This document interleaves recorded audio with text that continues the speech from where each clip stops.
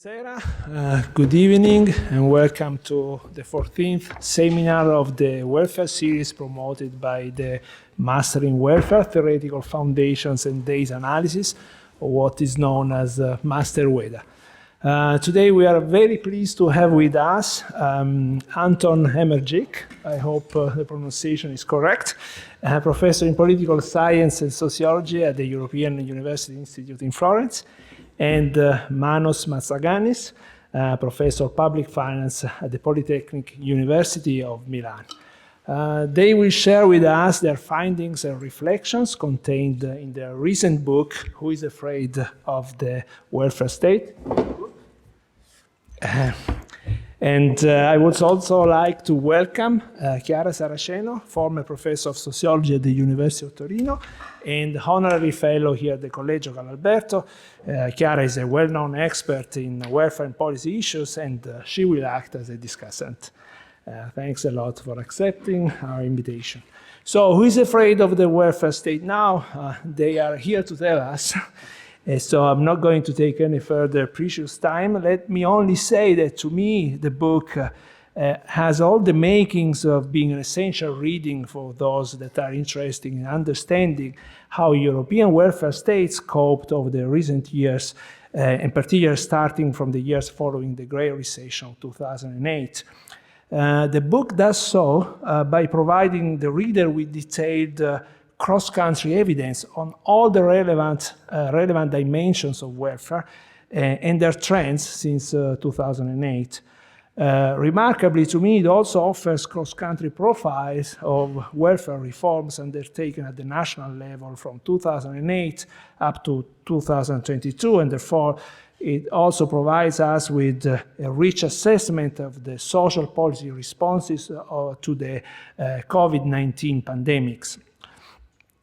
Both at the EU level and at the national level for each European member state.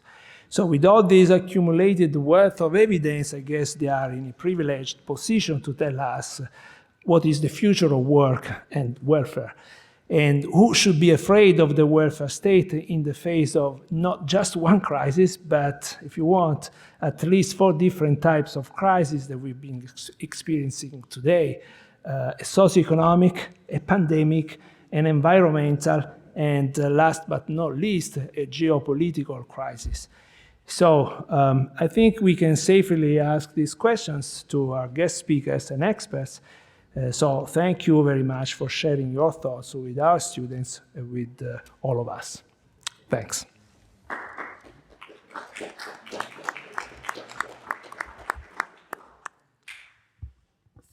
Thank you for these. I have to use this one, right? Like that. Okay. Thanks for inviting us here this afternoon. I think it's years ago, I can't remember when, Manos, maybe you know, but I remember one time when there was an Esplanade conference and we were on a panel, we kind of agreed with one another, and there were a lot of others on the panels who didn't agree with us, and then we said, you know, we should at some point write something together. And I was organizing a class at EOI with students from all over Europe to look together into the lessons learned from the Great Recession, and I called up Manos and said, you know, now I have a subject that we can talk about, we can write something about, and that's what we did. And it took a long time because first it was only about the Great Recession, and COVID happened, and as it, you know, usually it takes a book, it takes Oxford about a year to bring it out. So then we said we had to include COVID because otherwise, you know, the book would be sort of, you know, out of interest by the time it was published. Number of chapters are actually written by, together with us, with postdocs, and I'd like to remind that here, Francesco Corti, Ilse Plavko, and Andrea Parma. And the research design of the book is very straightforward. There is a puzzle to be explained. Then we confront that with some theoretical ideas that are important, you know, both in academia, but also in politics out there. Then we do facts and trends, and then we search for an explanation that is kind of both economic and political. And in times of crisis, it's often politics and economics is basically the same thing. So let's start with the puzzle, and I do a little bit of the lit review. Then Manos will take over, and he will also say something about the crisis response to the Great Recession and the Euro crisis. And then I go into a little bit more depth when it comes to what happened to different countries. And then Manos finishes the talk with some words of cautious optimism. So what is the puzzle? We talk about the Great Recession, and it's kind of interesting because we don't talk about the Great Crash or the Great Depression because the crash wasn't allowed to last. Actually, politics stepped in. We will have a debate, whether the right policy responses were put forward, but it wasn't allowed to last, and therefore we talk about the Great Recession and not a rerun of the Great Depression of the 1930s. And the Great Recession showed that European welfare states were actually quite good in absorbing the crisis, precisely the way that Keynes and Beveridge had predicted. And some of the more, I would say, social investment-oriented welfare states bounced back when it comes to unemployment much better than others. So that's also an observation. And what was very important in the background of these responses is whatever it takes, a monetary policy by Mario Draghi. Now then something terrible happened, namely the COVID crisis. And what was clear that there was a need for lockdown and other restrictions. And this was necessary to buy time to develop a vaccine. And in the meantime, because the crisis, the recession was buffered so well, safety nets were strengthened. So all of a sudden, policymakers were less afraid of the welfare state than they were before, in particular with respect to short-term work schemes. And this also triggered something quite spectacular at the EU level. There was a sideway from the Stability and Growth Pact, and there was a new generation of EU fiscal solidarity. I mean, we can say it's a one-off policy, yes or no. We'll be debating that. But I think this, again, is very, very important. And there's a write-up in The Economist of 6 March 21 that talks about the greatest expansion of the welfare state in history. So all of a sudden, the welfare state is back. Now this works too. And what we should understand is that the background theory in politics mostly, but also in economics, I would say, is this famous quote. I mean, it's actually a terrible quote, but it's a famous quote nonetheless by Angela Merkel in 2013, so at the height of the Eurozone crisis, where she says the EU has around 7% of the world population. It's not so much, accounts for almost 25% of the world's GDP, that's a lot. But it spends nearly 50% of the world's global social spending. And then there's a whole talk about, why we're not competitive. I mean, that's the kind of connection. And Merkel is not alone. I mean, if we go through the kind of literature that Manos and I know well, it's economics, political science, and sociology.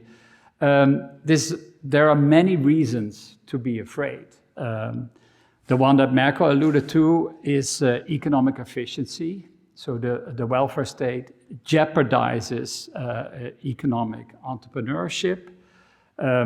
This goes back to Oken, Iverson Wren, Alesina is very important in this respect. But also in political science, there's a whole series of scholars who talk about policy feedback, particularly Paul Pearson, and basically already since the 1980s, they implicated, there are many irresistible forces like demographic aging, but the welfare state is immovable. It can't change because the policies are being captured by so-called insiders. So this, you can say, is the futility argument. We use these metaphors from Albert Hirschman, but they're kind of interesting in this respect. Then there's a whole series of debates, particularly in sociology, but also in economics, I would say, that when the state intervenes, the problem is often that there is a question of misallocation. So in a way, that at the end of the day, it's the poor giving to the rich rather than the other way around. And that's called the Matthew effect, according to the Gospel of St. Matthew. But also in the historical work of Thomas Piketty, the last book, well, no, it's not the last book, the previous one, which is very historical. Basically, he says, European social democracy made a big mistake in the 1950s because, after the war, there was a lot of debate about property rights and how, trade unions should be involved in that. And then, the Social Democrats and the trade unions opted for social insurance, and that was a big mistake. We think otherwise. Manos, I give it to you, and then I'll come back later. Thank you. Thank you for being here. I realize that most of you had to be here because it was part of your course, but nevertheless, we are very happy to see you, and we hope to entertain you enough so that you think that it was worth it. Right. The last 15 years or so have been pretty interesting in the Chinese sense of the word. Interesting times, full of upheavals and disruption. It doesn't make much sense for me to list everything that happened. And, our book comments on events after COVID, but is mostly focusing on the long 2010s, say the decade, more than a decade, from 2007, the outbreak of the global financial crisis, to 2019, which is the last year before COVID. So we thought we might start, it's not the first chapter, it's the second chapter, I think, with taking stock of where we are, where we were, rather, in 2019 relative to 2007, and obviously we knew some of that, but what struck us was that there was more reason for optimism than you might have guessed from the usual talk about, where Europe is heading to, and where the welfare state is going, and all that. For instance, look at this graph. I will explain the graph. I mean, it's not rocket science, but still, it's one of those two-dimension graphs that we economists love. But the thing is that we have the situation in 2007 versus the situation in 2019. So if a country, the dots are countries, if a country remains on the diagonal, it means that indicator, which in this case is female employment rate, has not moved between 2007 and 2019, right? If a country is above the diagonal, that means that the indicator has a higher value, and below the diagonal, a lower value. So look at female employment. All countries have raised female employment. Italy, not so much, but still some. Greece is more or less, or was more or less at the same point in 2019. But all other countries, with the partial exception of Denmark, which, however, had scored very high already in 2007, all other countries show significant increases in female employment. So one cheer for female employment. And then look at the gender pay gap. Now, most countries here, most dots are below the diagonal, which means that there is less of a gender pay gap than there used to be in 2007. Now, Italy is one of the, I think it's the country with the smallest gender pay gap, which shows, obviously you remember and you know that Italy does not score particularly high on female employment, which is an understatement. And that shows that perhaps there may be a trade-off. Fewer Italian women are in employment, but those who are, it's it, down left, bottom left. On the line. So the few women that are in employment in Italy tend to earn almost as much as men, 5% less. But in other countries, obviously, there is a different picture, and you know, there is significant progress for many countries. The same goes for childcare participation, for babies below the age of, actually up to the age of 2. And that's great, I think. It's the same kind of story, women more likely to be in employment, less of a pay gap, and more kids in informal childcare in all countries except for Denmark again, but I mean, you know, a slight reduction from a very, very, very high level. Other things that perhaps old people care about, healthy life years, life expectancy, or rather healthy life expectancy at the age of 65. So you are 65, I'm getting there very fast, and the question is, you know, how many years in health am I expected to live? And okay, this is a more mixed picture, but more countries have improved than deteriorated. And in some cases, the improvement is pretty significant. Now, income inequality. If you only read the newspapers or I don't know, Instagram, you'll have the impression that we are all going to the dogs. You know, things are getting worse by the minute. And, you know, we live in a much more unequal society. Well, that's true if you live in the US or in the UK or in some other countries. But in 2/3 of EU member states, actually the opposite is true. There is less inequality now than there used to be before the global financial crisis. So even the global financial crisis itself did not raise inequality uniformly.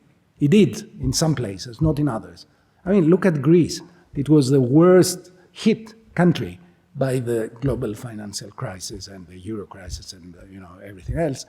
And yet, that crisis had the effect of compressing downwards the income distribution. So there is less inequality, income inequality now in Greece than there was before the crisis. And the same goes for Portugal, for instance, another country that was badly hit. Italy is, with Spain, just above the, can I? Am I up to it? Right. So this is Italy, which means a slight deterioration, but on the whole, you know, a much more mixed, nuanced picture than you might have expected. And the same goes for the risk of poverty or social exclusion. Look at how many countries, I like to play with this one now, are clustered towards the bottom left, which means low poverty and social exclusion before the crisis, low after the crisis, after the long 2010s.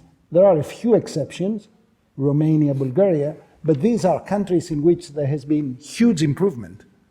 They are far from the diagonal, lower and quite distant from the diagonal. So, another cheer. And look at unmet need for health care. Do we have publicly funded healthcare systems that take care of the entire population, even of those who belong to the poorest part of the income distribution. This graph looks at people in the bottom fifth, the poorest 20% of the income distribution, who, when asked, did you need to go to the hospital or to the doctor, and you didn't because you couldn't afford it, well, all countries are clustered, or most countries are clustered to below 5%.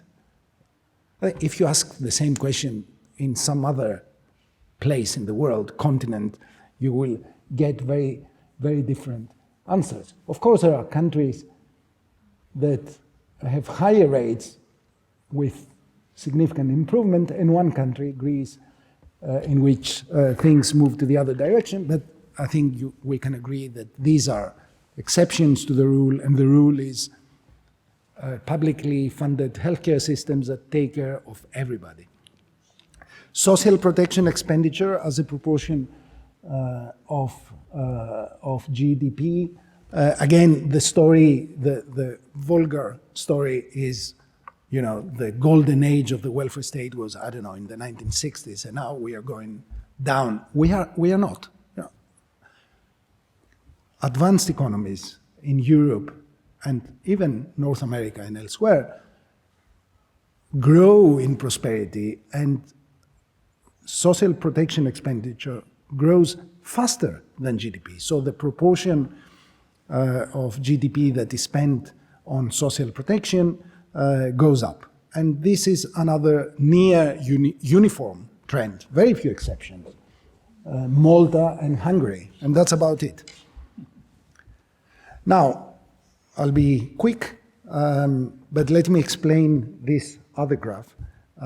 This is our work with Andrea Parma, chapter 3, I think. So we asked the question, okay, we look at microdata from EU Silk, which is the main survey for income and living conditions in Europe.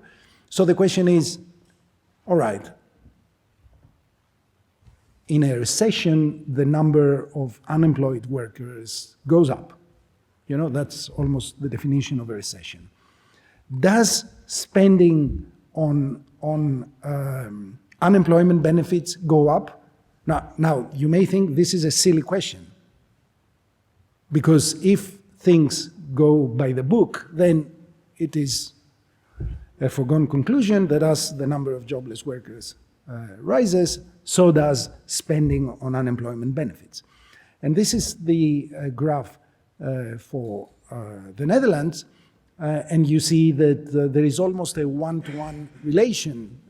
If the number of jobless workers increases by X%, then spending on unemployment benefits will also increase by more or less X%. And the other way around, from 2006 to 2013, both the number of jobless workers and spending went up.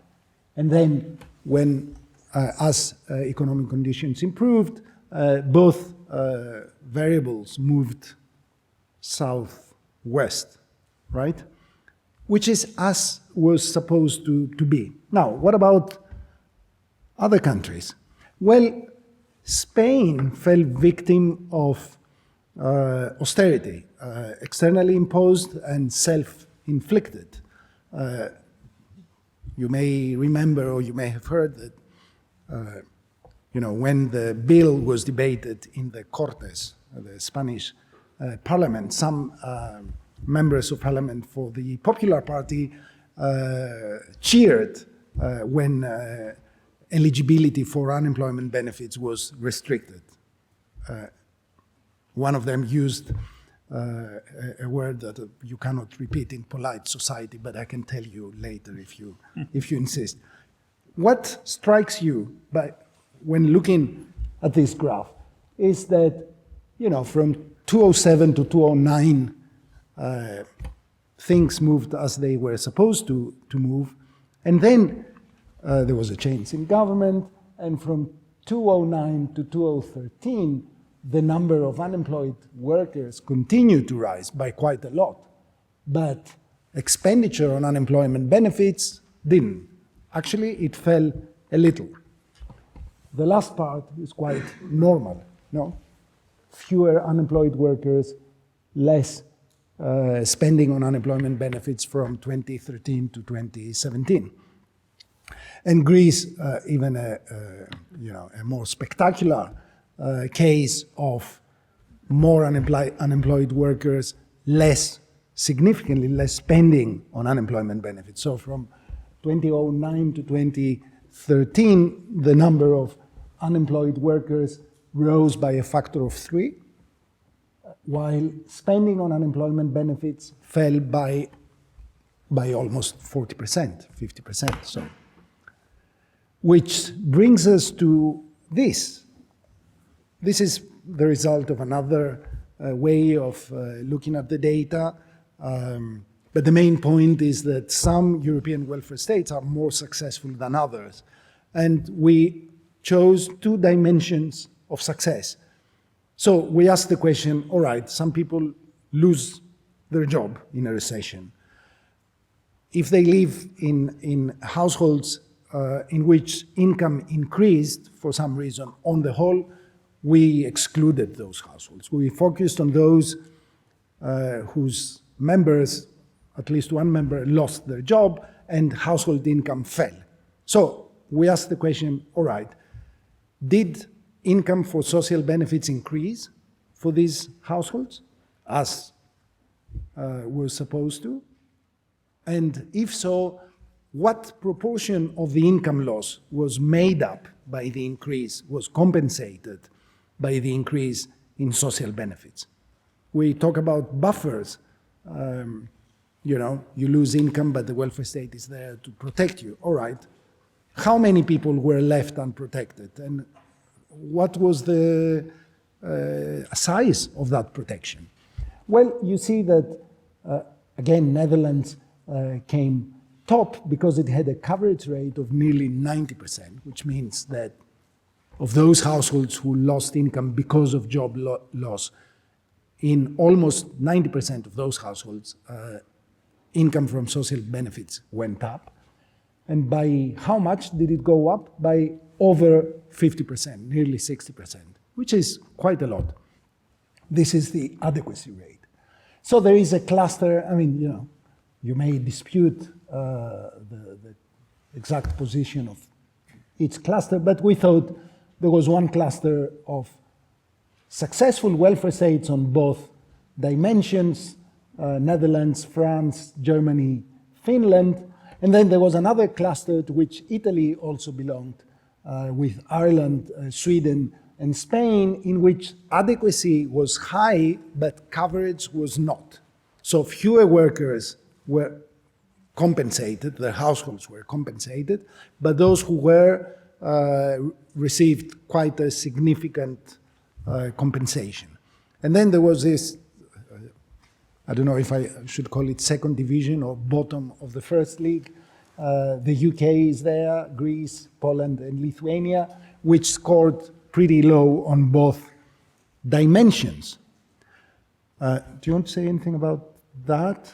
No, you can go. I mean, this is... Yeah, that's another way of looking at the same thing. It's different variables, but again, the same countries more or less come up more successfully. There is one difference in this graph. The size of the circles shows the proportion of welfare spending that goes to social investment type of policies.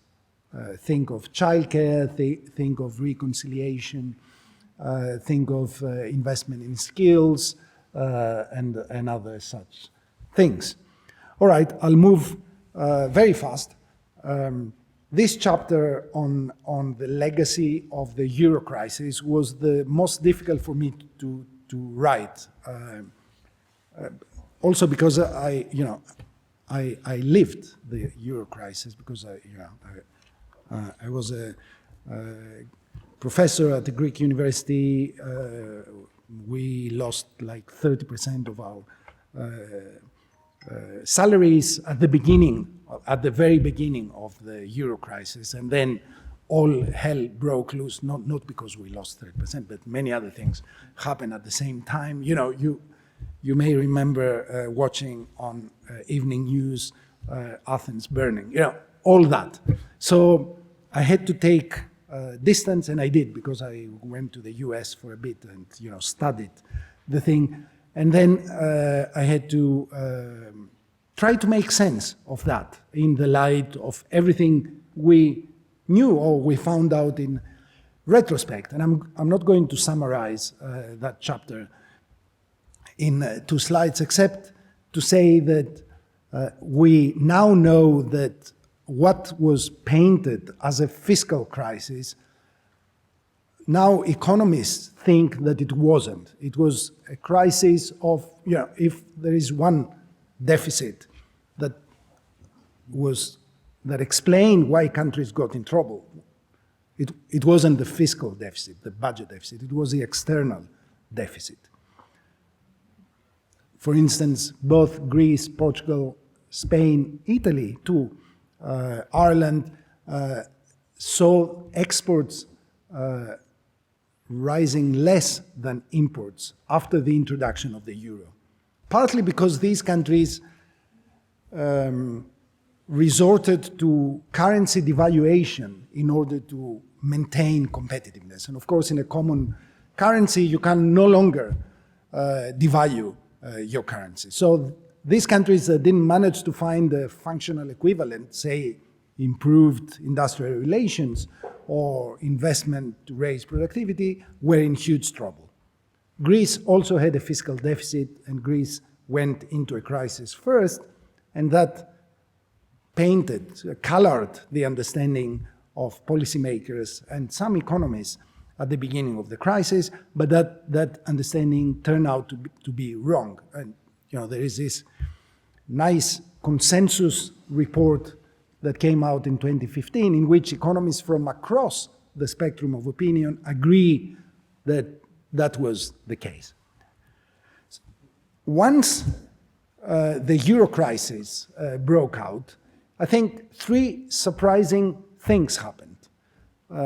The first thing that happened was that policymakers in the periphery, in those countries which were worse affected, showed a rather suicidal tendency to stick to austerity, although they didn't like it, of course, knowing that this will be electoral retribution for them, because they valued membership of the EU and the euro more highly. That was something that not many people expected. I remember sitting at panels with people advising Greeks and others to exit the euro, even though a majority of Greeks, even at the worst year in time of the crisis, who blamed the government, the EU, Germans, everybody, they said, well, but we are in favor of the euro. Like 55% was the lowest share of Greeks supporting the euro. So that was the second surprising fact. And then the third surprising fact was, with some hesitation and with some, not altogether welcome punitive approach, core countries, rather than telling the periphery, well, you can leave if you want, they stuck with the bailout programs, and they were committed to the survival of the EU as a union. I remind you that several economists and market operators placed a bet that the Eurozone and perhaps even the European Union had their days numbered, and this didn't happen. Now, was the architecture of the Economic and Monetary Union that was the underlying cause of the crisis, perhaps together with policy mistakes in the periphery and elsewhere, was it reformed? Very partly. not successfully or not yet, I would say, although certain things did improve. We have the new rules, fiscal rules, and they're a bit of all over the place. There's still more attention to fiscal imbalances than macroeconomic imbalances. Some improvement, but not very much. And the banking union is not yet complete, because without a fiscal backstop and without deposit insurance guarantee, you cannot have a proper banking union, and we are not there yet. So, listening to Manos, you might think that, at least partially, John Maynard Keynes and William Beveridge are back, in the sense that, those countries that maintained good coverage and decent levels of benefit buffered the crisis the best. But the other indicators that Manos has used just now, like field employment, indicate that something has also changed. So we would say that we're no longer looking at the same welfare states. This is a changing welfare state with novel priorities, and these are some of the priorities: early childhood education and care, to have more women working, and also to have more children being taken care of and given sort of cognitive and social skills, investment in training and education across the board, active labor market policies, which used to be seen by the OECD as dead weight loss, but it's no longer the case. And lo and behold, we're also thinking of more active aging, and this is shown in the rise of the effective retirement age. In the Netherlands, there was a massive increase of people working above the retirement age, and they did a study on this to find out why did they do it. And basically, these older workers, because the Dutch pension system is quite good, they do this because they want to keep in touch with colleagues and thereby also stay healthy. So that's important. So the bigger idea behind the book, and it's not in one of the last chapters, but it's one of the early ones, chapter 2, is in a way what we are seeing is a shift in theoretical orientation. I mean, I listed sort of, the jeopardy argument, the fertility argument, and another pathological argument. And basically all these scholars, whether they're economists or political scientists or sociologists, they kind of see the welfare state as a zero-sum game. There are those who have, and they need to pay, and those, who, should have the benefits. And then we can have a debate about, the benefits are too high and then workers get lazy, or the benefits are really too low and this is unfair and taxes have to go up. So it's really thinking about the number of people that are being supported by the welfare state and then the average consumption per benefit holder. So in a way, the benefit that they get or the training that they get. Now, the point of, and especially when it comes to unemployment, as also Manos shown in the Dutch case, these are transient characters. Unemployment goes up and then it goes down. So across the lifetime, it's not that, somebody is unemployed forever. But that's more or less the level. So between them and us, the hardworking European and the not so hardworking non-European, if you want. But what is much more important for the sustainability of the welfare state in the long run is the numbers of people who are employed. And actually, today I saw something quite striking, because, going back to the 1980s and 1990s, we always used to talk about unemployment. Today I was on the Frecciarossa, and there was the news signaled on these television screens. And it said that the Italian employment rate had gone up to 62 point something, and the unemployment rate went down a little bit. But to have a conception, to think about the employment rate, that's a real change of mentality, Because, in the past, we only used to talk about. And it has never been as high as it is now. No, sure, yeah. But then, it's not simply the numbers of people who are in work, it's also, how many hours do they work, and also what is their average productivity. So there is a real shift in thinking about the welfare state, not in terms of them and us, but rather, what is the carrying capacity of the welfare state, and that is, employment times productivity, because largely the welfare state is being financed by those in work. It's some kind of, you can say, it's a socialism within one class. Now, given the changes that we are seeing, especially when it comes to elderly worker employment and female employment, that sort of, implicates that the policies that are relevant for production and for the numbers of workers are not simply the unemployment or the pension benefit. And this is the change in thinking that has happened over the past, let's say, 20 years by academics and later also understood by policy makers. So what we're shifting is from the nominator to the denominator of this equation, and also in terms of reform, from the nominator to the denominator reform. And I think that's the essence of the social investment perspective.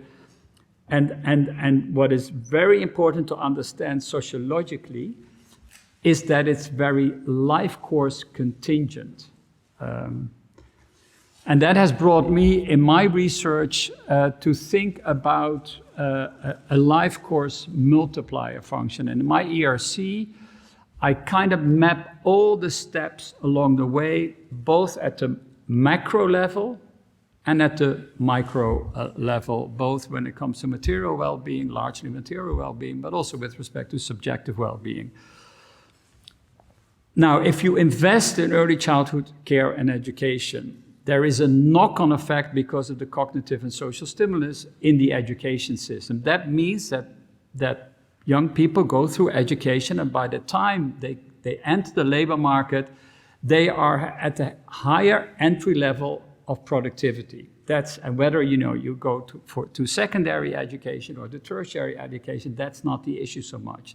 It's the quality of these different layers of education. Now, unemployment happens, firms go bankrupt, there is a recession. But if countries are quick enough to help people to be reactivated or to find jobs for them, then you don't have this kind of sclerosis that happens if people are only dependent on benefit. If that is tied to work-life balance policies, so leave arrangement, but also obligations by employers to take back a woman who has just born a child, let's say, again, the employment rate is being maintained, more women in the labor market has an implication for the wage gaps, and so on and so forth. If that is then leveraged up later in life with active aging and flexible retirement, then basically the multiplier says that you have more money to spend on social exclusion or social inclusion, and you begin the cycle afresh. And for me, there are three critical functions of the welfare states. Buffers, we all know them, are the mainstay of the welfare state. But human capital stock over the life course has become much more important, and also easing the flow of labor market and life course transitions. And that includes having children, but also taking care of the frail elderly in a way to maintain attachment to the labor market. So stock flow and buffers are the central concepts in my ERC. So in chapter 5 and 6, we look at two periods, the early days of the Euro crisis, so until 2014-15, and then from 15 to later, to see in terms of policy changes, what exactly happens to benefit, to childcare, to work-life balance, to kind of have an idea of where countries are moving. The first period was particularly tough, everybody knows. The second period was a little bit better after Draghi stepped in with whatever it takes. And at the same time, I mean, these things are all kind of contingent on one another.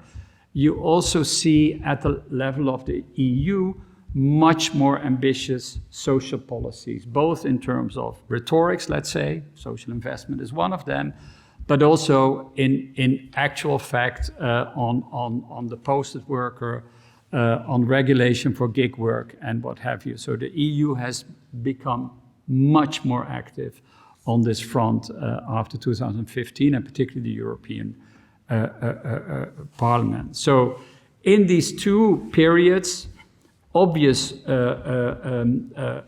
observation is those countries that are vulnerable for the kind of problems that Manos outlined, they did across the board retrenchment and liberalization. Not really in a sort of regressive fashion. I mean, they tried to do it relatively progressive. In other words, to kind of, to compensate the ones who lost the most. So you can call this progressive austerity. What is very interesting that the Netherlands and the UK also went for austerity, but they didn't have to do so because they had deep fiscal pockets. So there was a real political reason why these countries believed in austerity. Welfare austerity was not the only show in town. Finland, Sweden, Germany, and also Poland. Poland didn't really have a recession to speak of, and it massively expanded the welfare state. And those countries that are less vulnerable, they kind of improved in the direction of activation, active labor market policy, childcare, and active aging the most. We see some reform immobilism in France, and France, was kind of, is it, one of those top countries that Manos seems to imply, or does it belong to the southern group because it's also pretty constrained when it comes to debt and deficits? The funny thing with France is that if you look at the policy outcomes, so in terms of productivity and employment, it's basically stagnant. If you look at the policy changes the way we do, it's one reform after the other. But in the long run, they seem to cancel each other out, and they reinforce dualization. So if you only look at spending, you don't get to see the truth of the matter really well.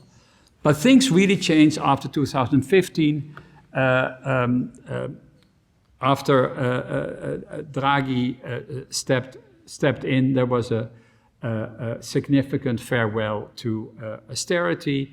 And you see that countries like Finland, Sweden, and Germany really tried to kind of seek out the institutional complementarities between stocks, flows, and buffers.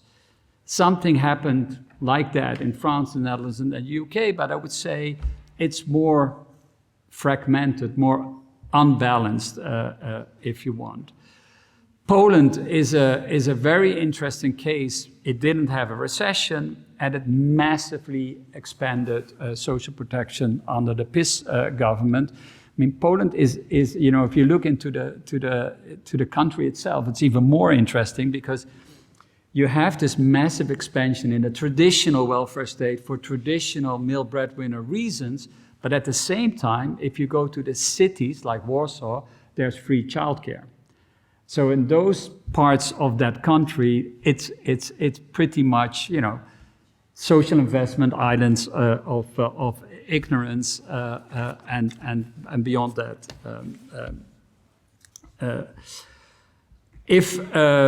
What is also interesting, and I think Manos' work on Greece kind of showed this really well, there is this strong impact of the euro crisis. However, it led in a number of countries to make the welfare state, at least qua architecture, more inclusive than it was before. And this is true of Ireland and also of Greece Now, throughout the two chapters, and you want to think a little bit about kind of the institutional architecture in terms of the governance logic, we come to the conclusion that it's more the negotiating political economies where you have coalition governments and where you have, a strong participation in policymaking by the social partners, that they move towards the social investment imperatives, and they stay the course. And I think that's important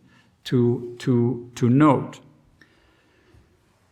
When it comes to social Europe, again, there is this sort of conservative reflex at the beginning, 2008, 2012.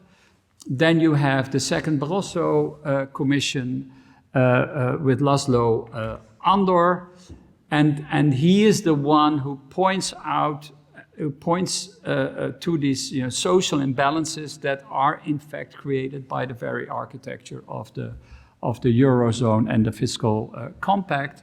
And he has a social investment package that kind of shows the way forward without really criticizing the fiscal compact, because otherwise he would have gotten into trouble with Barroso. But when Barroso leaves and Juncker comes in, and also von der Leyen, you see a massive spurt in social policy initiatives by the European Commission, the European Pillar of Social Rights. These are 20 principles. But if you look carefully into these principles, there is an understanding that, a good welfare state has a balance of stock flow and buffer policies. Now, I was lucky enough to be in the high-level group for the future of social protection and the welfare state for the European Commission. So I could, flag the life course multiplier as a sort of organizing device for thinking about the future of the welfare state. And this is now happening. We have to wait and see how long that lasts. Back to Manos. Mm-hmm. This is taking longer than we hoped. But anyway, we are almost done. So we conclude with some reflections on future challenges, and we picked three in particular: demography, the future of work, and climate. So when it comes to demography,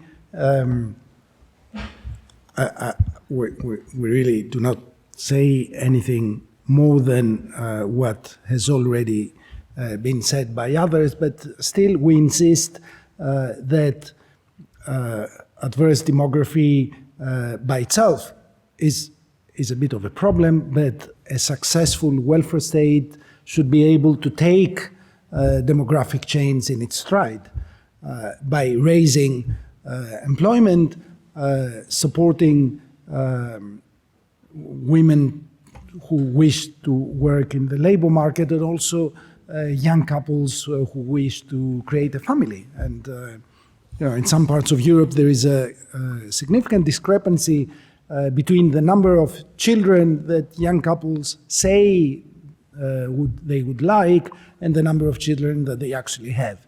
Well, a successful welfare state should not impose on anybody what to do, but help people align their wishes with reality.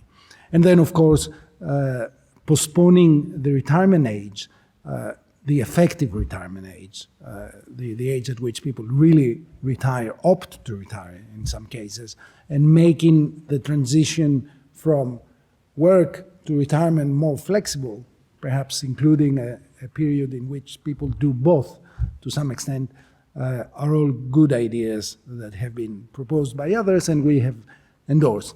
Now, we also discussed the other two challenges, the future of work in the light of digitalization, automation, the platform economy, artificial intelligence and all that on the one hand, and then climate change and the green transition on the other hand. Obviously, there are two different problems, but our way of thinking about them and the things that we offer by way of not exactly policy recommendations, but the direction in which policies, successful policies, ought to be sought, are quite similar. Both the green transition and digitalization involve what economists call creative destruction. Some jobs and firms are destroyed,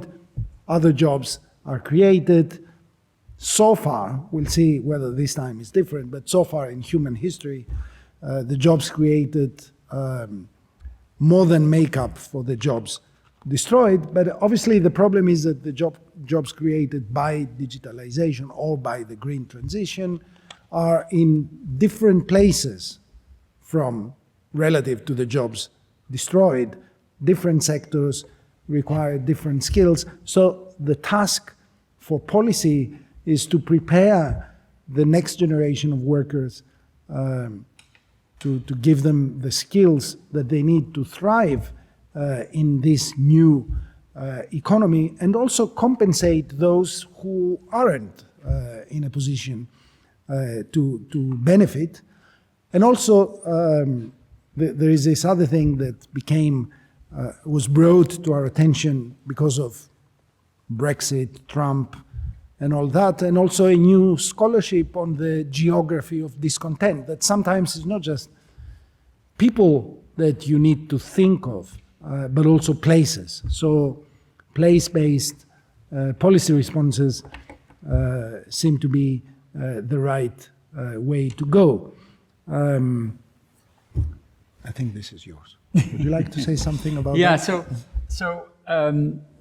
Yeah, if we have, and many political scientists have a rather cynical understanding of politics, right? It's all short term, the next elections, their populism, et cetera, et cetera. So what we describe is a learning experience, is facing mistakes, and sometimes deep ideological mistakes that somehow get corrected. Maybe not in the best of ways, but in the second best of ways.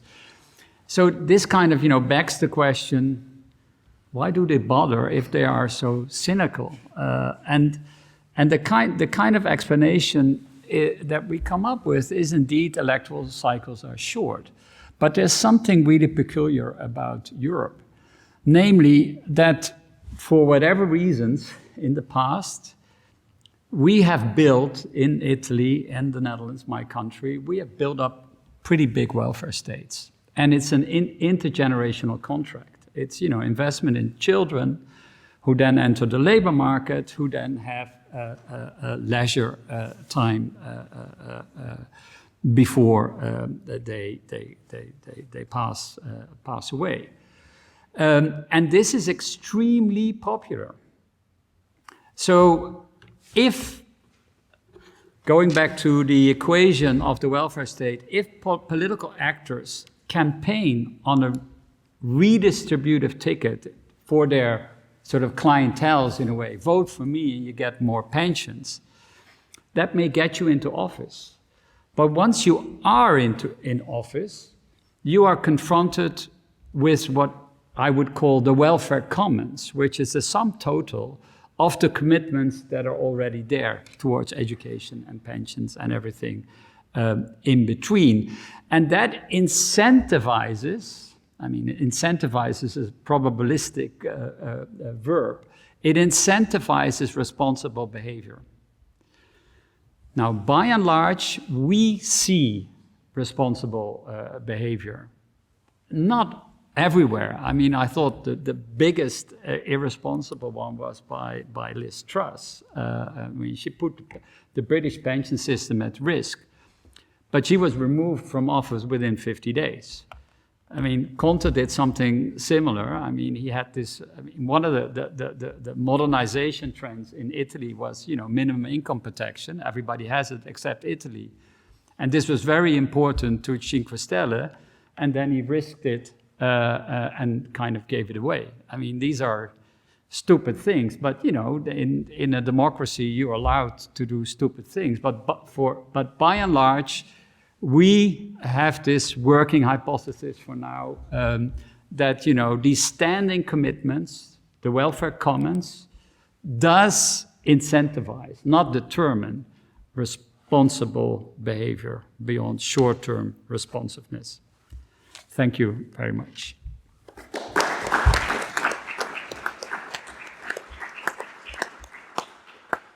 Yes, thank you.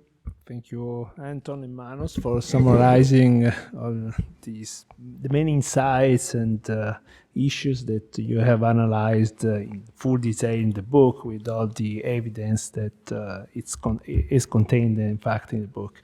So I think we are lucky to have a discussant that can maybe introduce for later on and kind of a discussion that more from the floor. But I leave it to you, Chiara, for a short discussion. Thanks. Yes, as you have understood from this very complex presentation, this is a very important and complex book work, because both theoretically and empirically. Because it is a pleasure and very interesting to read that there are corpo, I don't know how to say that in English, with a very ample range of literature, political science, economists, a bit sociologists, less sociologists, but about what the welfare state is, but also about interpretation of the fiscal crisis. And it's a very rich debate they make, and very interesting. They really dispel a lot of myths, or at least discuss and put under doubt some of the standing myths, particularly in economy, but also in political science and in politics, about these two facts. What is the welfare state about? What should it be about? Is it sustainable on one hand, and on the other hand, what was the crisis about? As an Italian, I was a little bit consoled when you discussed the fact that even in Greece, but certainly not in Italy, it was not a fiscal crisis. It was not because we were too profligate. And it was not that the problem. And that it was really a mistaken and risky attitude that by the EU and some of the good countries to interpret it as an outcome of too much profligacy, and therefore to impose out. Actually, they worsened the situation instead of helping out. So that is very, very interesting. But I must say that as a welfare state scholar, for me, the most important part of this book is the theory of what is the welfare state is about. Anton said it very explicitly. It's a life course set of policies. A life course. You always quote Beveridge and Keynes, much less Marshall. For me, Marshall had this idea that it was a life course. Of course, from the vantage point of the 50s, not of the 2000s, but it was the idea there was education, and it was a very male breadwinner oriented, of course. But the idea that the welfare state was about both buffering the risks along the welfare state, along the life course, and habilitating, capacitating individuals in order to be full citizens. And so the novelty in your approach is that you take this to to the present situation. So what does it mean to be not only a redistributive? You critique to Piketty from this point of view. It's very interesting because Piketty explains equality inequality in terms of unequal access to capital and to wealth, and addresses this inequality in redistributive terms, almost purely in redistributive terms. While you say, no, using I think an economist word, you have to do something pre-distributive or before. So it's not only an issue of redistribution, therefore not only of buffers, but it's an issue of investment, of capacitation. And Anton, if you allow me, I think that this version of the social investment goes a little beyond your first version. It's enriched, do you admit?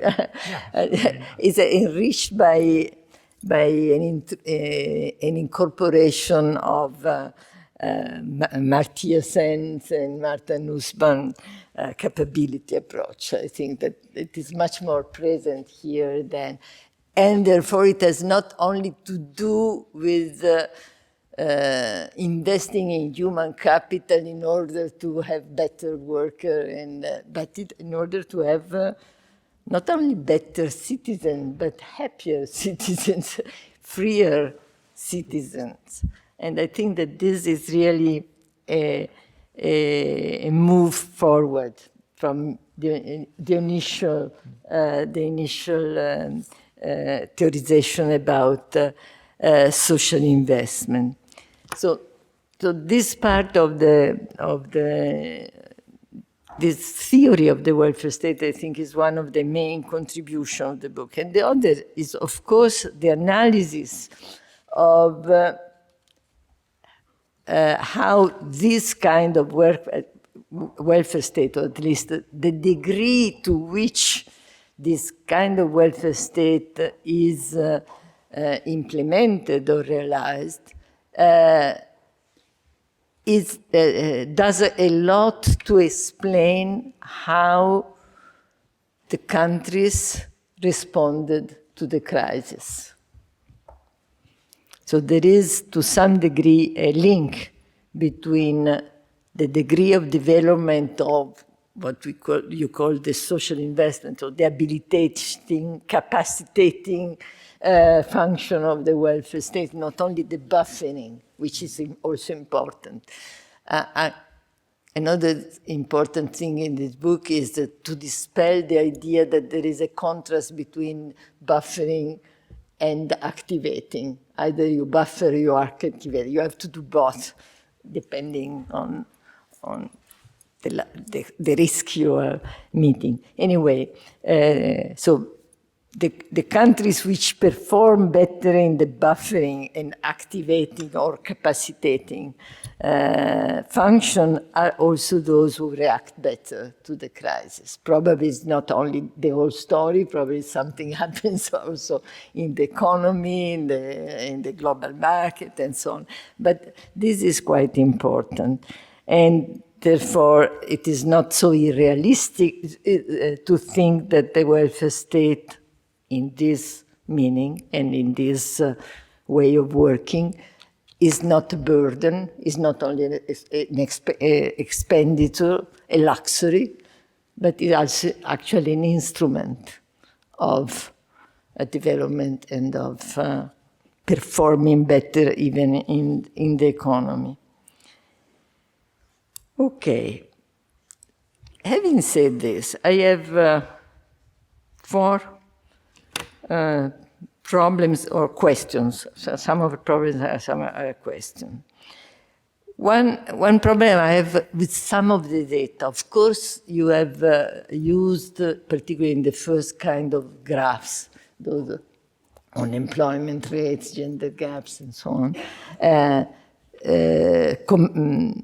sources of comparative data, which, as you said, concerning, I think, Poland, You have to go into the country, though, to really understand what happens. And I just give two examples concerning Italy, because it's the country I know best.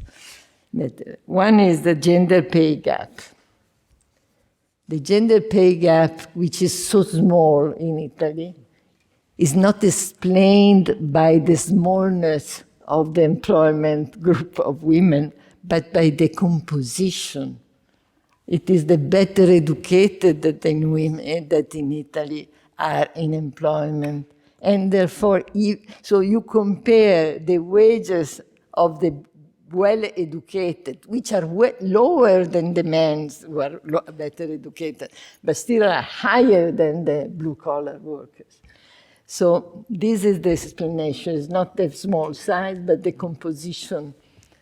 And so, and probably also for other countries there are similar things. And the second problem I have with the data is about the trend in the risk of poverty and social exclusion, where Italy appears not to have changed much from, actually nothing, from 2007 to 2015, I remember, if I remember correctly. Actually, that is not true. In the indicator of poverty and social exclusion is a relative indicator. Well, not If what? poverty, yes, not social exclusion. No, poverty, yes, but it drives a lot in the indicator. And but if we look at absolute poverty, since in Italy we also have that kind of measure, actually it was a jump from 2011, and it's gone up and it's never reverted. So that kind of data, probably for other countries as well, there is the same problem, but so you have to pay a little bit of attention. Those are my problem with the data.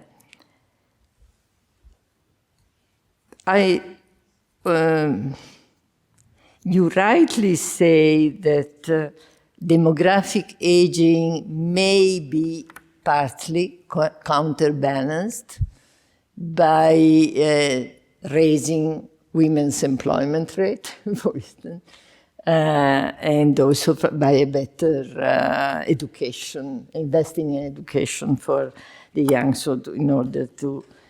But demographic aging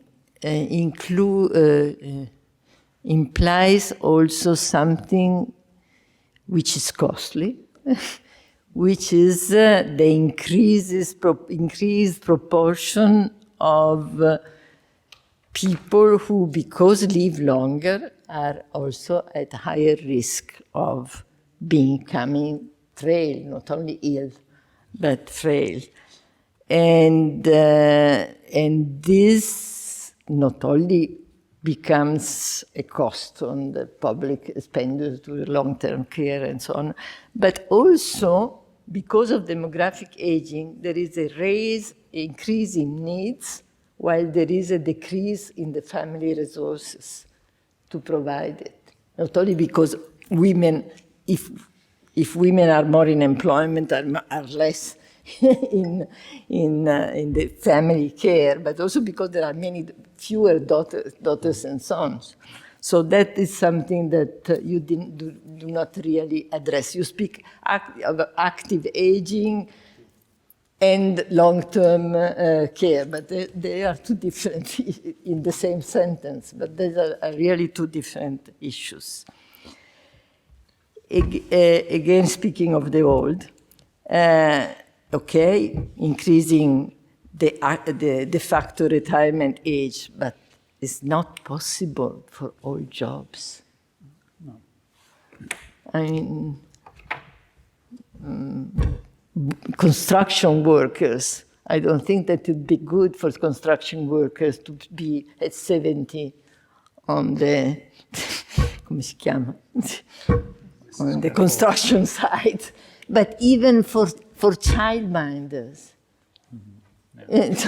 Even for child, so it's not only the manual jobs, but there are jobs. So again, it's not by chance that at least in Italy, until the Dini and then the Fornero reform, retiring at 70 and older was a privilege for university professors.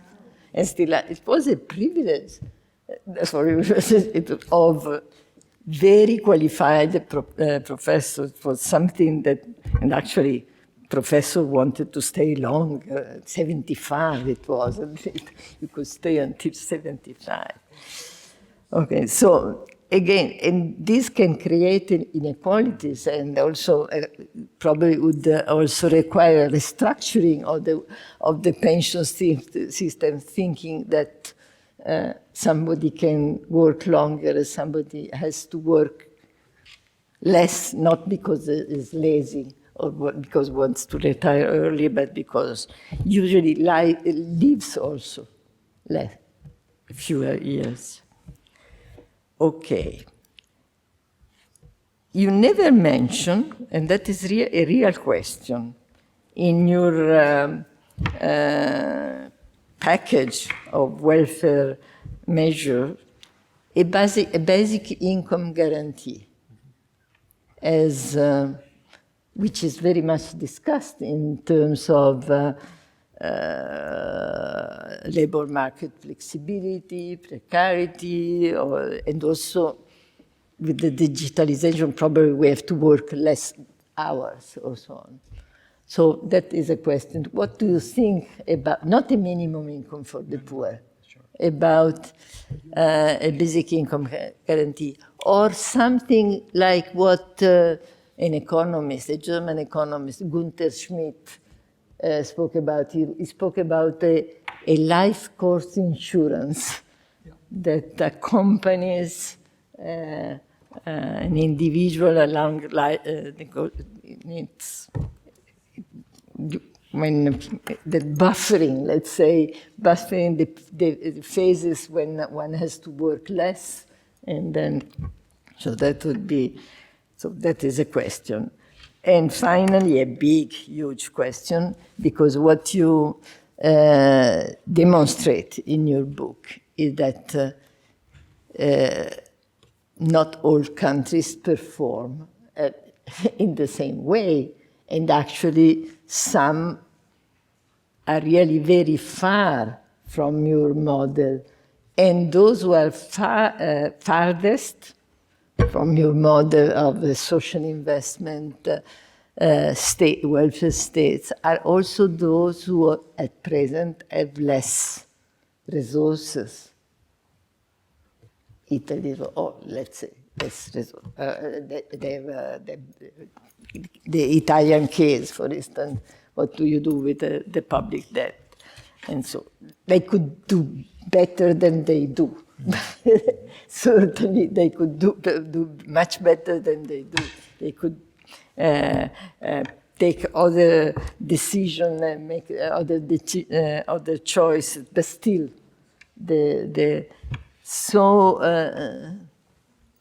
what will happen to these countries if they do not have either the space, economic space, or the political, not only the political willingness, but also the economic space to do it?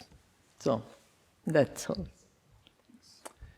Thanks a lot, Chiara. Okay, so she raised different questions, and so think about your possible replies, but consider also that there are people attending online, and there are in fact some questions. You can read the questions over there, and I guess there will be also questions from the floor. I don't know if there is anybody who has questions. Okay, so what would you like to do? Collect the other questions from the floor, and then you organize your replies? Okay, we have, we have to finish by 7. It's 6:30, but we can finish earlier, of course. Okay, maybe, do we have a microphone, Alberto?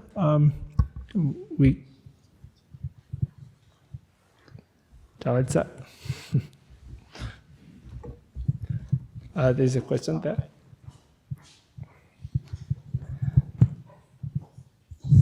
Thank you. Maura Yerkes, Professor of Comparative Social Policy in Utrecht.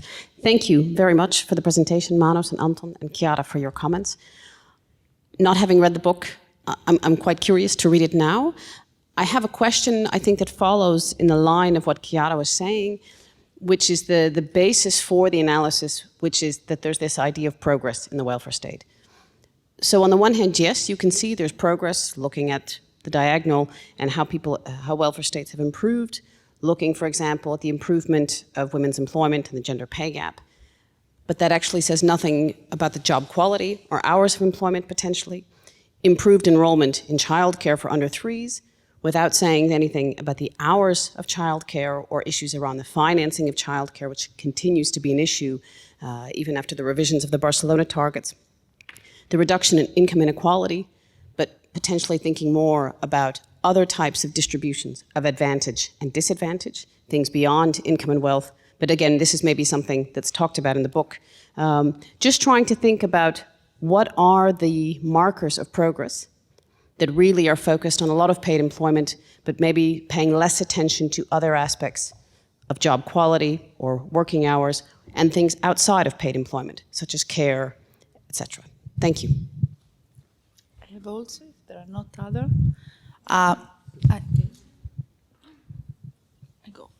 Okay, thank you very much. Very appealing, the presentation and also the discussion. I have not read the book, but I would like to do as soon as possible. So my question is more related to the challenges, because I was wondering whether you have included in some way the issue related to migrant and migration, because talking about demography, we cannot talk about migrant.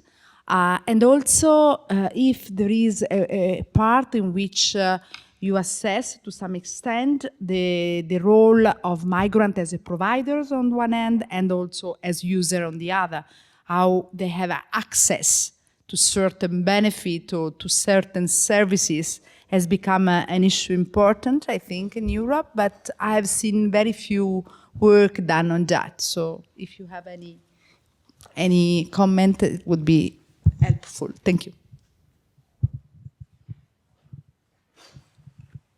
Thank you. Thank you very much for the presentation. Very interesting.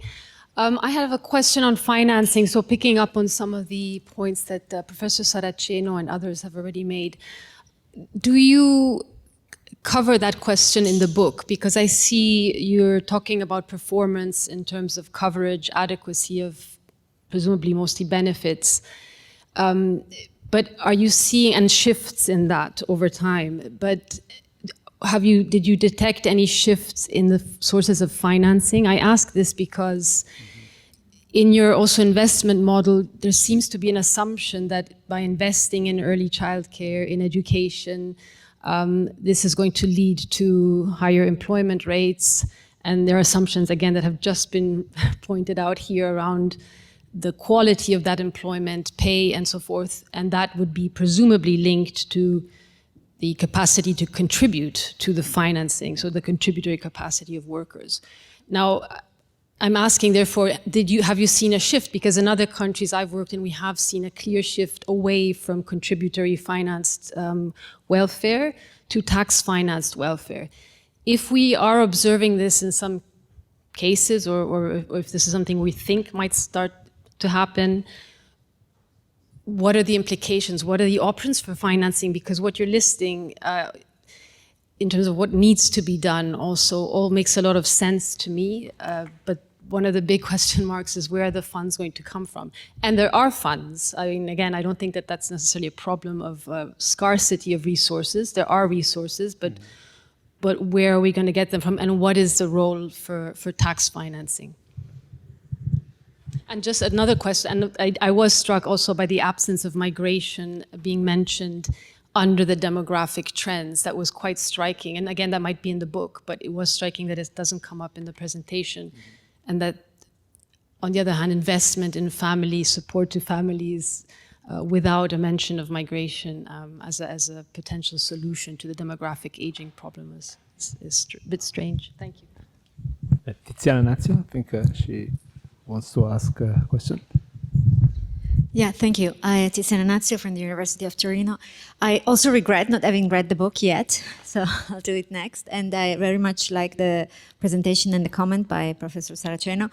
I would want to come back to the issue of stocks and flows from the state. And the impression I got is that during the austerity time, there was some privatization of the stock of wealth of the states.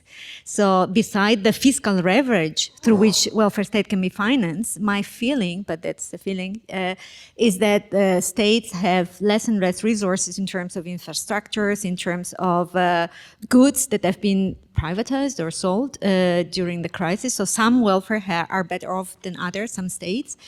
The other aspects that I missed, but is probably in the book, is the gender issue, because there is a lot of work that is this, long-term care and so, that is actually unpaid work that is being done mostly by women. And when you refer to your slides of the women's employment and not of parents' employment, so the responsibility, a better balance of the responsibility for the unpaid work, because men become fathers and are children of elderly parents.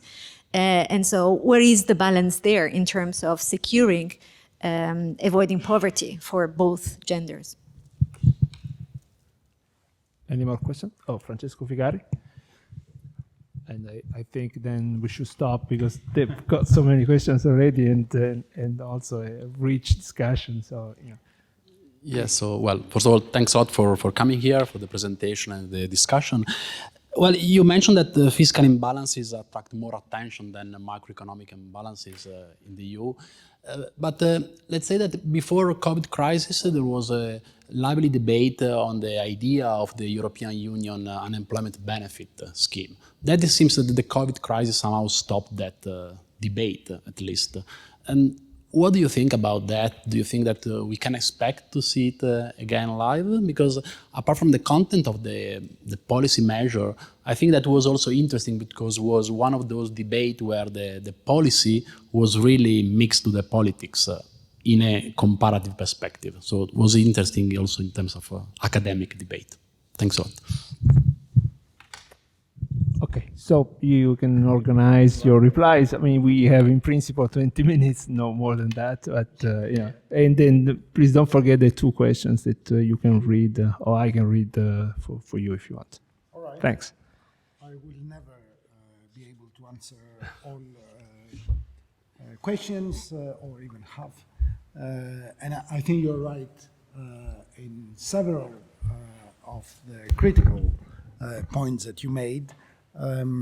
So, for instance, yes, we have ideas about migration which we didn't bring out, although we did write that a sensible migration policy should be part of the answer to demographic decline. But of course, we had to choose which topics to pay more attention to.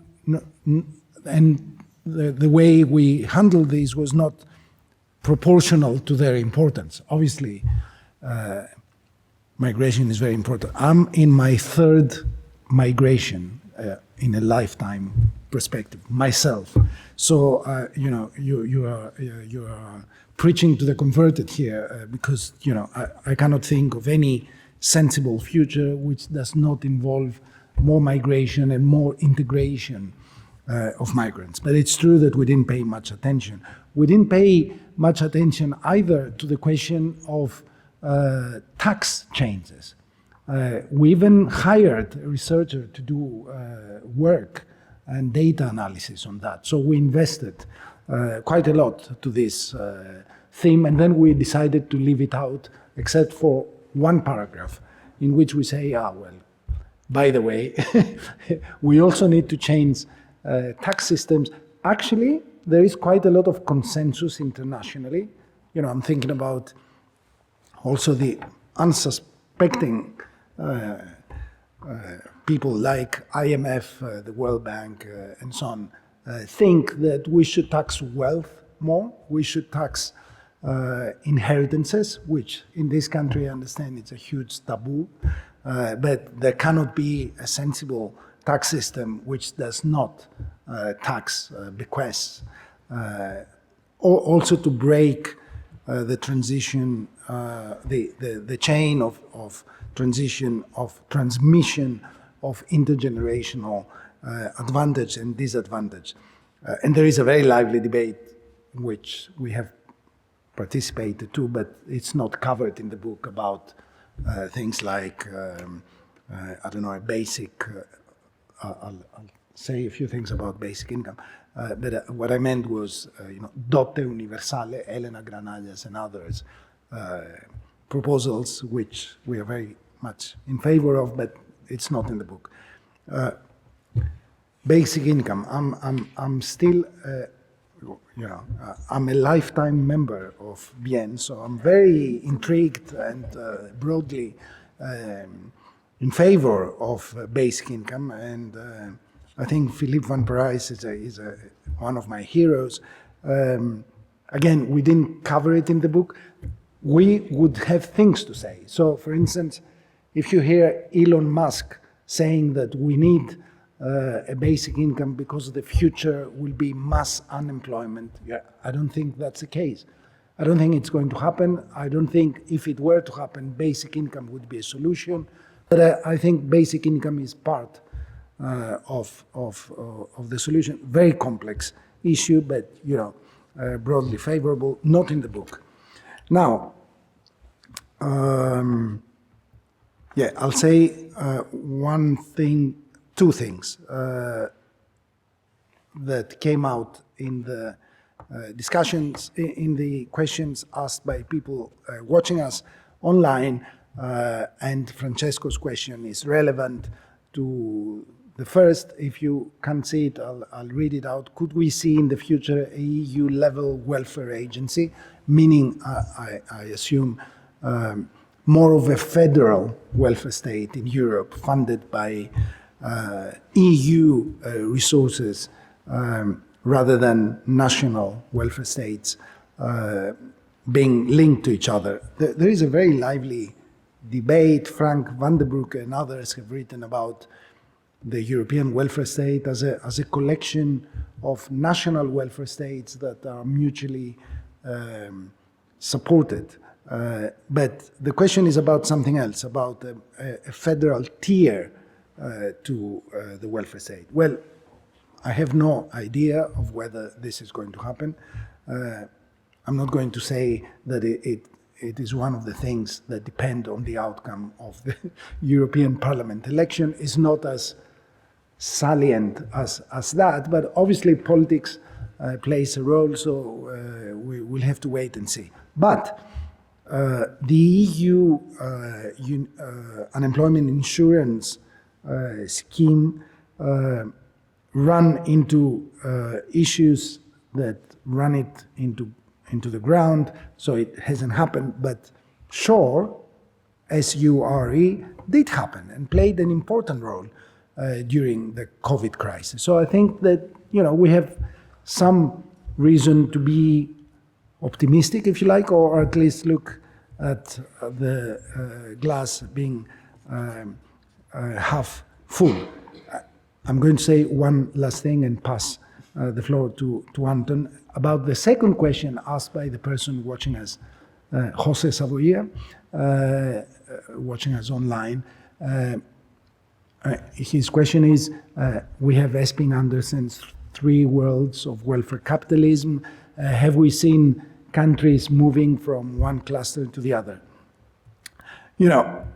I think reading Esping Andersen was one of the few things that made me no longer be a health economist, which I was in a previous life, and be someone who does research in the welfare state. It was one of those moments that very important to me. So I'm all in favor of lots of praise. But the idea that countries are somehow destined, trapped in a world of capitalism and staying there forever doesn't strike me as very realistic, and I doubt this is what Esping Andersen thinks of his work. The social democratic Scandinavian model is not cast in stone.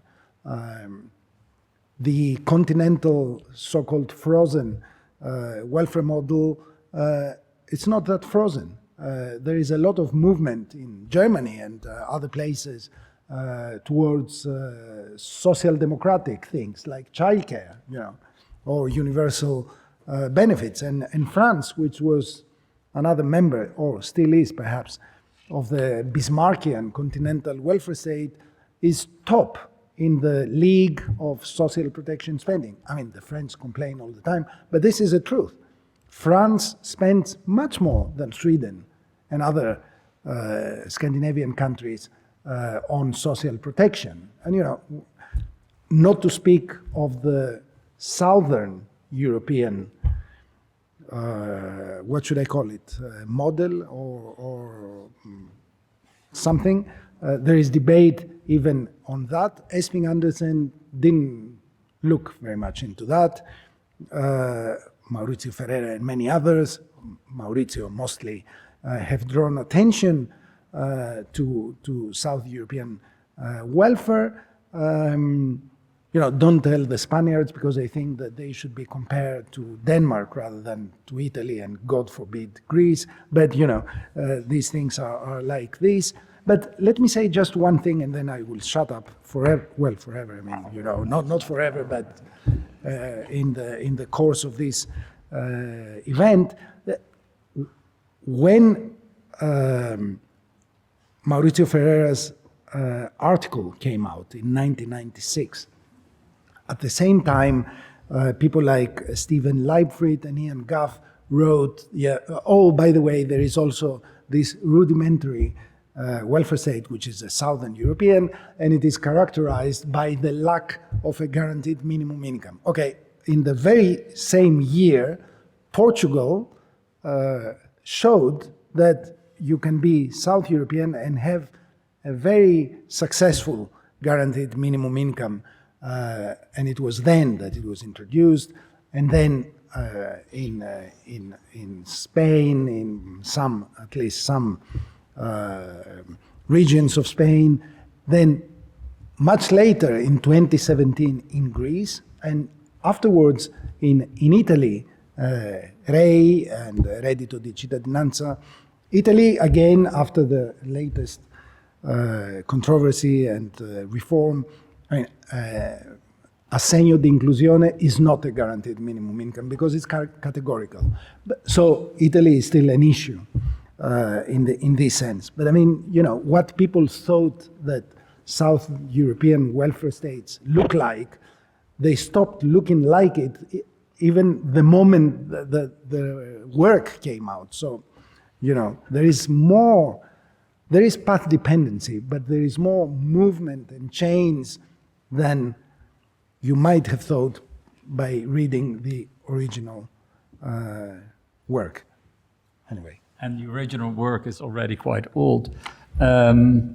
So to kind of pick up on this and to push the argument a little bit further, I mean, I think what we're saying in the book, by and large, is that actually most European countries, and that also includes Eastern Europe, are somehow moving in the Scandinavian direction. At the same time, the Scandinavian model is not so generous anymore. I mean, the Swedish model is, it's becoming a normal model, whatever a normal model is. So there is an element of convergence, downward in Sweden, not so in Denmark and Finland, and more upward in some of the countries that we know well, like Austria, the Netherlands, and Spain, I would say. I mean, Spain is really this kind of post-Franco sort of emancipation, although the Spain is a highly polarized political system. I mean, on female employment, there's agreement across the board, and it's quite, I would say, spectacular in that respect. So that's the trend, more or less, I would say, in a sort of normalized Scandinavian direction. The importance of the EU, the question, the way it's framed here is, will the EU take over some of the welfare functions of the nation state? Well, it already has. we have the single market, we have EMU. I mean, these are very important sort of, part and parcel of the welfare state. What happened with SURE, and also with New Generation EU, is that it's not like that the EU is taking over functions of national welfare state, because, national pensions and all that are politically extremely sensitive. But what you can think of is a holding environment at the EU level for active social investment welfare states to prosper. And SURE was a reinsurance mechanism for in the case there was a big unemployment shock, and then you have to use your own debt, and that's difficult to finance on capital markets. So that's a holding environment idea. If you now look into the semester program, and what is really interesting about New Generation EU, and we have to wait and see what's going to happen next, but it's conditional reform. So actually, today you are able to receive money from the Resilience Fund, and you have to put forward plans to raise female participation by opening more childcare places, and then there are European funds available. And this is not just in the interest of the Italians, it's in the interest of the whole Eurozone. Now, it's all very complex, but again, it's a real difference, this holding environment of active welfare states to prosper, from where we come from. We come from an EMU rule-based system that is basically invented to keep national wasteful welfare states in check. I mean, what Mario Draghi says today is something very different of what he put in the letter that he wrote with Trichet to Berlusconi. So there is a real learning exercise here. So that's the image. There's the way up is difficult, but it's not impossible. And these are two elements that are important. Now, Chiara, you pick up on two issues where it's really all about the devil is in the detail. So even though it will be difficult to keep high levels of employment when, the frailty really hits Europe, and we need migrants, et cetera, but that doesn't invalidate this argument. And that's why it's still important to kind of sort of think about, and then it's, then the devil is in the detail. And this is also, when it comes to the pension issue. And again, it is in the countries where there are discussions taking place for 10 years about, how to tweak the pension, what to do with hard physical work, how to deal with the quality of work, et cetera. This you cannot do in one cycle of a government. You need, 10 years of discussion before the Finns come to an agreement, or the Dutch, or the Danes, or the Swedes. And where these things are lacking, as in France, then it becomes like, one size fits all. And that is politically very difficult, and that leads to a backlash. So there's a lot of thinking that has to go on in this kind of, devil being in details. And maybe we should have added the thing on the basic income, because it always comes back. And in a way, I'm probably very naive, because when I did sort of, local level policy research, I went to my city, Rotterdam, and asked, and there are social assistants, so what do you do with all these activation requirements? I mean, you have to write letters, you have to go through training, you have to do this, that, and the other, and they say that's The Hague, that's where the government is. What we do, we look at families. And, if there's a young family, there's a divorce, there is social assistance, there are kids, it's most important that the kids go to school. And this is the way we deal with it. And then, we let the rhetoric be the rhetoric at the national level. So de facto, in countries where you have good minimum income protection, there is a basic income of sorts. And the other thing is that, if you look at, and this comes back to an issue that you raised at the beginning, I mean, in a kind of praise, and I thank you for that, but this is also work that I'm currently doing. So we now know all the kind of, the material well-being returns from social investment. But about the immaterial ones, the subjective ones, and it's very, very interesting. So for instance, when young people have children, their level of well-being generally goes down because you have to wake up, 5 times in the night. When there is daycare around the corner and it's affordable, it's easy to get to, this turns well-being positive, right? So it's this sort of to anticipate these life course changes. When people are unemployed, they go through activation, training, etc., etc.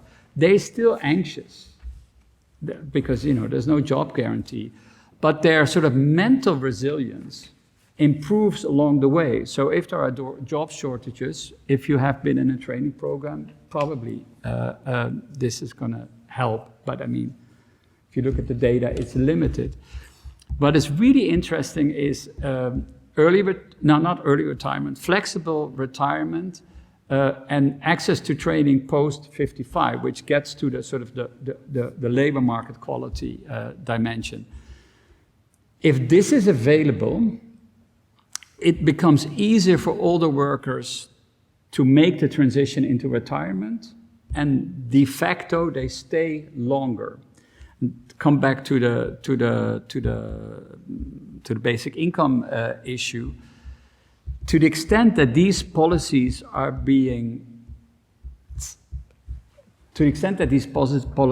policies succeed, this puts pressure, political pressure, on the quality of jobs.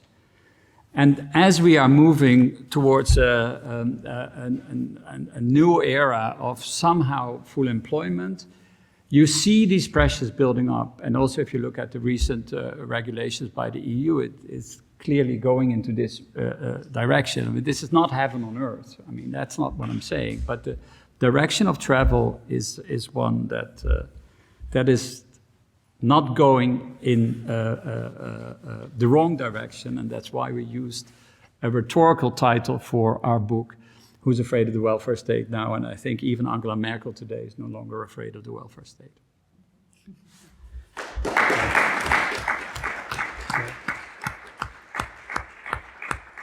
Anton, Manos, and Chiara, thanks a lot for having been with us today. And for our students and for the rest of the audience, please just stay tuned for the next seminar and the next event that we will organize within the Master WEDA. So thanks a lot.